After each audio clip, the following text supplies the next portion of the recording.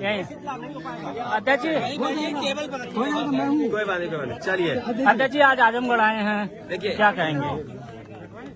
मैं आज इनके पारिवारिक कार्यक्रम में शामिल होने आया हूँ और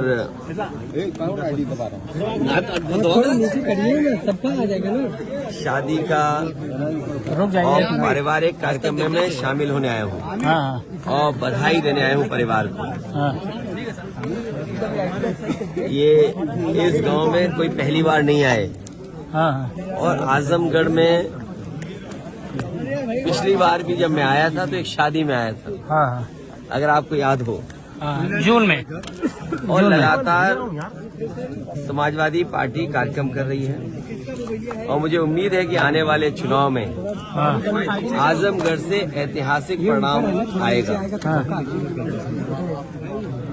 ऐतिहासिक परिणाम का इंतजार पूरे देश को भी है। उत्तर प्रदेश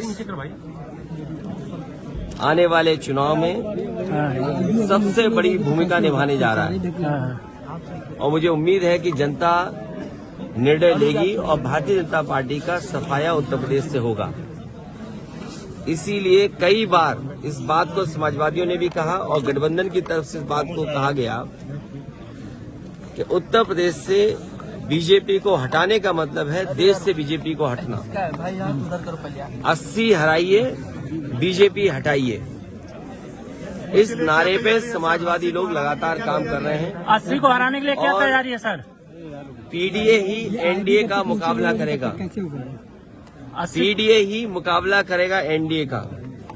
और जो पिछले वादे किए हैं भारतीय जनता पार्टी ने, किसानों की आय दोगुनी होना, नौजवानों को नौकरी और रोजगार मिल जाना, आज कम से कम इनको बताना चाहिए कि इतने लोगों को नौकरी दी है इन्होंने, इतने लोगों को रोजगार मिल गया है। और आप में से बहुत सारे साथी होंगे, बड़ी बड़ी मैगजीन अगर आप देखें, टीवी अखबार देखें, विज्ञापन तो बड़े बड़े हैं और सदन में सरकार ने कहा कि 40 लाख करोड़ के एमओयू हुए हैं।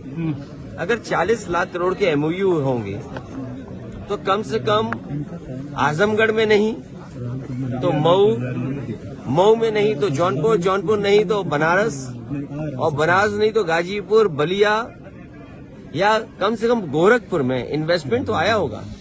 40 लाख करोड़ और on the floor of house कहा मुख्यमंत्री जी ने कि 40 लाख करोड़ के एमओयू हुए हैं और उद्योग लगने जा रहे हैं। जिस सरकार के 2 साल यूं ही गुजर गए हों, तीसरा बजट आने वाला हो और उसके बाद जमीनें चिन्हित कर रहे हो कि हमें जिलों में जमीनें चाहिए तब इन्वेस्टमेंट आएगा, तो जिस सरकार ने तैयारी नहीं की, मुझे नहीं लगता है कि इन्वेस्टमेंट आएगा।